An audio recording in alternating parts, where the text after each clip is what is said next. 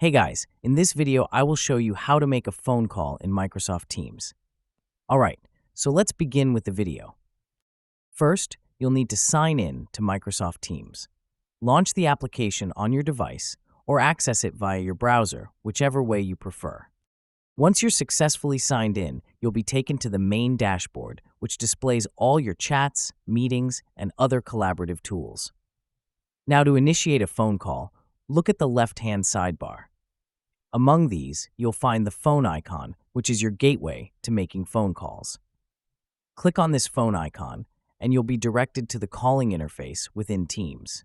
Here, you can manage your calls, view call history, and access your voicemail if it's been configured. The next step is to dial the number you intend to call.